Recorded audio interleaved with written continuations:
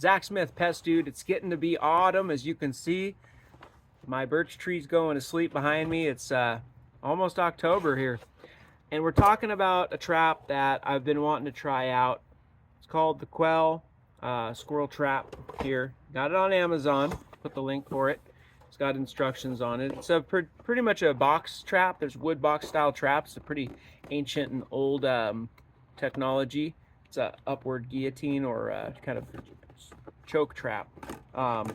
But you know, I always got to check out what's kind of new out there. And what we're looking for with ground squirrel traps especially is the ability to catch a lot of animals quickly and not too complicatedly, if that's a word, because we got a lot to kill, and we want the animal to go in the trap and be willing, right? You got to be willing to get the animal to go in the trap. So it's got this stapled on cardboard wooden base here. So it's a one-way trap, right? It's closed at the back. You're gonna put your lure, your attractant in the back of the trap. I'm gonna set the trap, and it's gonna come down on the squirrel. You can imagine, right? We're not showing killing animals on the channel. YouTube's not down with that. Lots of people are not down with that. The messy part of this business is, you know, it's not for everybody. So, and to the folks out there that would like to repel ground squirrels, we're gonna do a video on squirrel repelling. I've done a lot of squirrel repelling for customers that needed it that way. It is time consuming and expensive. It did work. It worked as long as we were working, and then 2 or 3 days after we stopped doing daily treatments of repellent, the squirrels moved back in. So anyway, you know, it could be what you use to get the squirrels out and then maybe close off the hole that they've been living under. I've got a lot of experience with things like that. But here we have the Ouell squirrel trap, and you know, it's a pretty cool trap. I mean, it's fun looking, and it's got lots of big springs means strong action, right? So strong action means generally quick kill, which is what we want. We want dead squirrels, not squirrels that are struggling and you have to euthanize when you get there. That's not at all fun. And I just put that out there to all your do-it-yourselfers, because if you start catching a lot of squirrels in traps that aren't strong enough, you're going to have a lot of squirrels that are on a cable, on a chain, you know, alive and dragging the trap around. And you need to anchor your traps, all right? Because the squirrels they're very strong. They'll wander off with your trap, and they'll turn up in your neighbors with a trap around their neck, and everybody's going to possibly get upset because the kids will see it, and the kids have, you know, love the squirrels, and you hate the squirrels because they're ruining your yard and all that. I get it. So anchor your trap so the squirrel can't run off with it, or get a trap that you know just kills them dead, right? But a lot of the traps, like conibears, the little conibear traps, the classic trapper traps, squirrels don't die in those very well. There's a lot of traps that you'll get squirrels caught in rat traps, but they won't die, not for hours. So anyway, you want something that when you get there, the squirrel's dead, or otherwise you got to kill it. And I mean, the ways to kill a squirrel gets it's gory, right? I mean, you're gonna either bludgeon it over the head swiftly to kill it swiftly, like with a shovel or a blunt object, which is, you know, just got to do it. You're gonna shoot it. You're gonna go get a gun and shoot it, whether it's a pellet gun or a 22. You're gonna blow the squirrel to bits. You're gonna have a lot of blood around. Remember, if you got one ground squirrel, you got dozens. So whatever you're gonna do, you're gonna have to do a lot. So I've seen it plenty of times where people finally get sickened by how many hand killings they have to do. They wish this would happen out of sight, out of mind, and that's what a nice strong trap like this Ouell looks like. It's of the construction that it's going to be ruthless and kill the squirrel very quickly, which is great. You're gonna have a fast, easy death. Squirrel's not going to suffer a lot. What we wish, right, is out like a light, and we don't have to worry that the squirrel, you know, was tortured to death. You know, maybe some people are into that. I'm not. I'd like to just see them out of the way. I'm trying to resolve the problem, not enjoy the killing here. I don't get off on killing. We do a lot of killing in pest control. I don't get joy out of it. So just a disclaimer to everybody out there. This is not my style of entertainment here. So we'll do a video on how to set it when the lighting's better, but I wanted to introduce the trap and talk a little bit about trapping mentality, because that's one thing I'm really good at, is getting in the head of a squirrel and getting in the head of the customer and finding the way we're going to get to the solution, and if that solution is even obtainable. One of the things that I deal with a lot is I don't want to kill any squirrels. I want them to go away. Okay, I haven't found that solution yet. When you're dealing with two dozen squirrels, or just say 100 squirrels, ground squirrels in a pasture, for instance. A lot of horse properties get ground squirrels out in the pastures. They don't want the horses to step in the holes and break their legs. But the horse barn is full of squirrel feed, because horse feed is squirrel feed, and all sorts of places for squirrels to burrow in and get cozy. So you've got a great habitat. You've attracted the squirrels to your property. Now they're in your pasture. There's hundreds of squirrels, and you want to get rid of them. And you don't necessarily, I mean, this is very common in pest control. I want this, but I don't want this.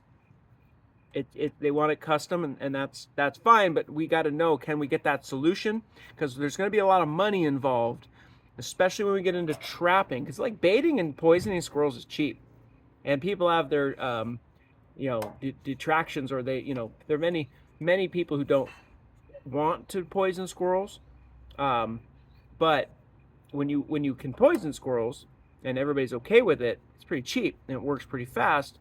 And but there's a lot of times where poisoning squirrels is not going to be the option. And then we get into traps.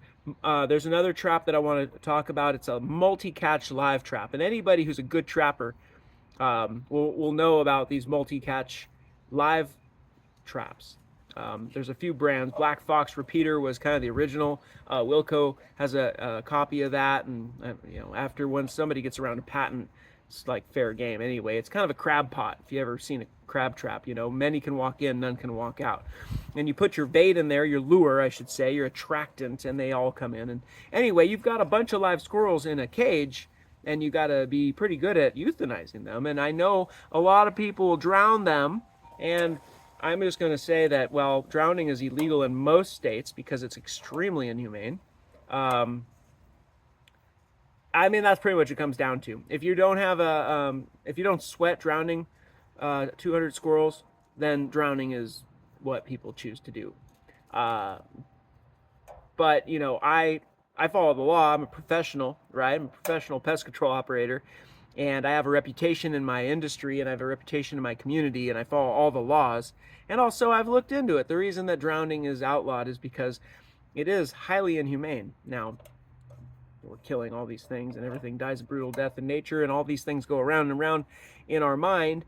But let's just stick with the laws, and that keeps this conversation at least in a certain bounds, certain track, right? And that is, well, now we've got to euthanize with carbon dioxide or chloroform or shoot them. I've tried the shooting. They don't all die very well. Blast the hell out of them, and you got a bunch of like half alive mutilated squirrels. It's bloody as hell too. Nobody wants all that blood. When you're going to kill 200 squirrels, that's what I'm saying, folks. When you're going to kill 200 squirrels or 1,000 squirrels, I had a job where we hand trapped 1,000 squirrels. It didn't make a difference in the population.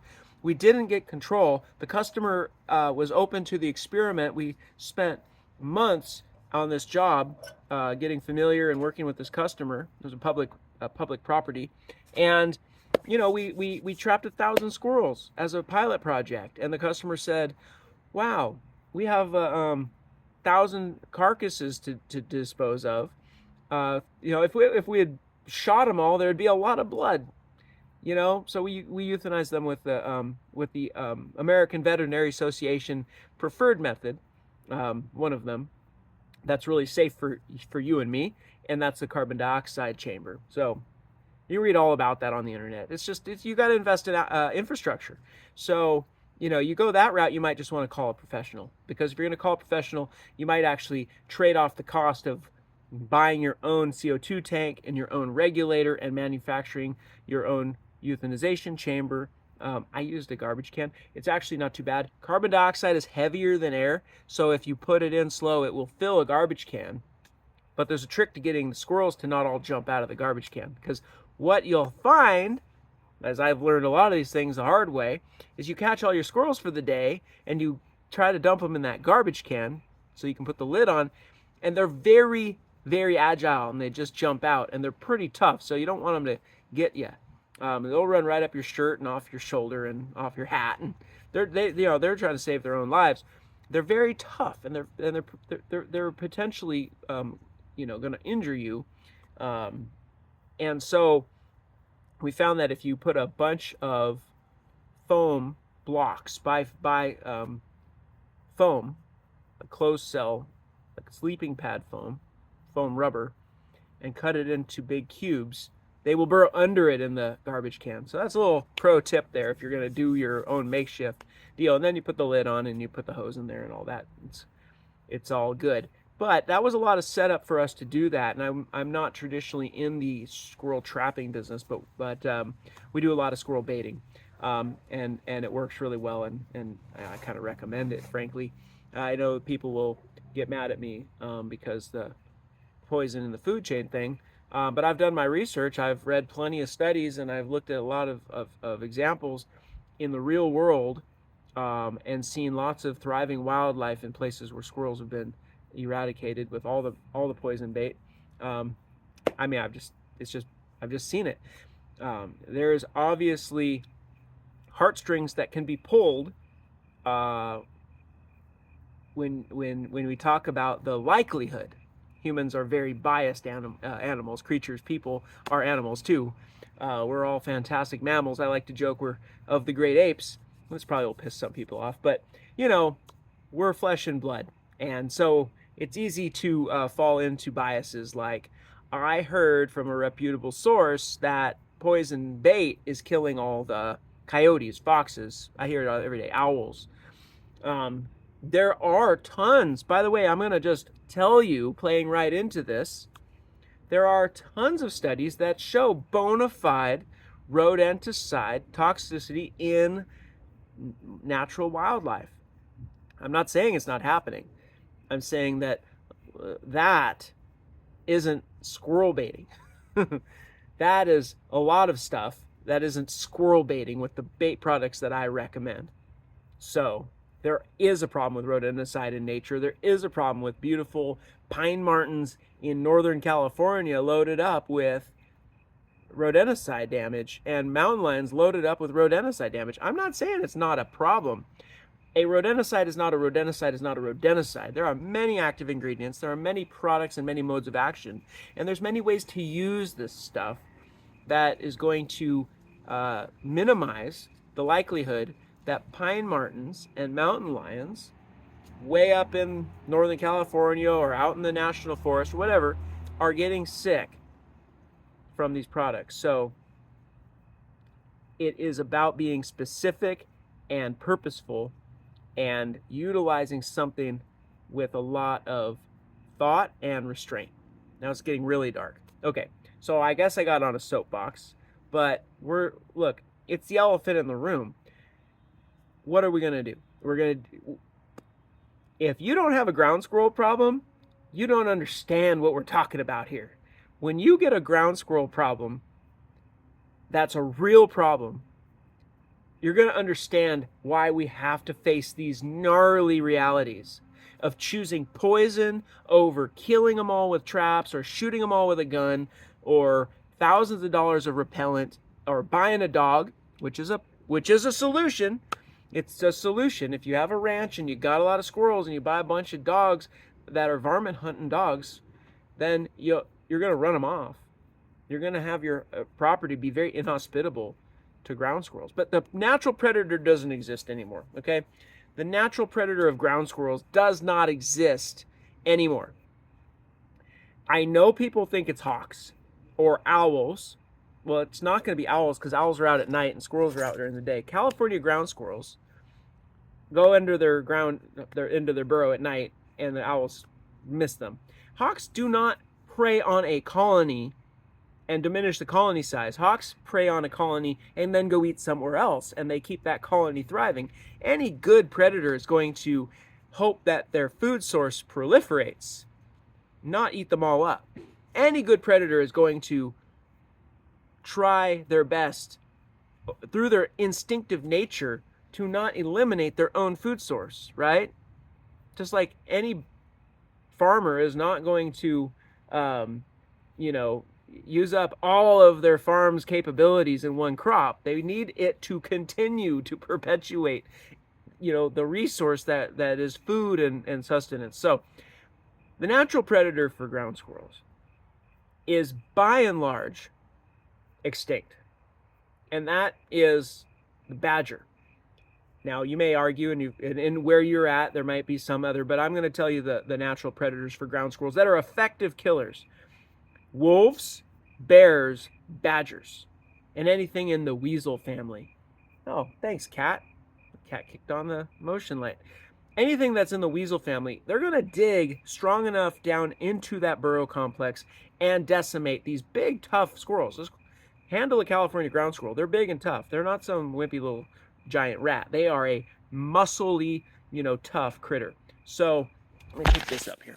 I'm just going to say that you don't probably have enough bears or weasels or badgers in your community to be going hog wild tearing up these ground squirrels, which is why we're seeing California ground squirrels popping up all over places they never ever were before.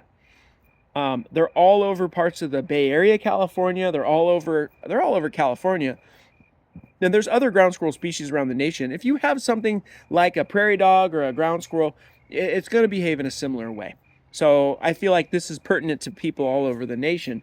You got rodents reproduce fast. When you have rodents chew a lot and they reproduce quickly, that's two big factors of being a rodent. Yeah, that's probably a good place to pause right there. All right, it's getting late. I gotta just say there's a whole talk about ground squirrel problems that I would love to get into. My son just reminded me that it's dinner time. I'm real passionate about this stuff, guys. Ground squirrels are not a joke. I have had so many customers consider moving, selling their property and moving. And all I have to say is that if you go at it with the right mentality and you're willing to break a few eggs to make that omelet, you can get rid of the squirrels most of the time in a way that you don't have to do it a second time. You don't have to go so big the second time. The first time is getting under control. That's the key. Then, I tell folks, you don't have to use rodenticide if you ain't got a rodent problem. So get rid of the rodent problem and stop using rodenticide. But just like swimming slowly up river, down a stream, up a stream, you're not going to make headway if you don't go faster than the flow. And squirrels are like a flow because rodents breed and they reproduce fast. And so if you kill a little here and there, mamas are making way more than you're knocking off. And you're not going to make land inhospitable for ground squirrels, not in any reasonable way. Where you go, rodents go. Rodents in general, not every rodent, but so let's just say a bunch of rodents. Rodents in general like to be where people are. They like the world you build, they like the home, and they like the food, and they like the environment you like to be in. So they find your neck of the woods, and they're going to dig underneath your back patio. They're going to dig underneath your barn or your shed or your garage, and they're going to get underneath all that concrete because they love concrete, and they're going to get into your roots of your trees because they love to be underneath trees, and they're going to start searching night and day for food and make more babies because they only got 3 jobs. This is a ground squirrel's resume: dig holes, eat a lot, and make a ton of babies. That's it. So that's it for me. Finally dark enough I can say cows are coming home. Good night, everybody. Pest Dude here, out.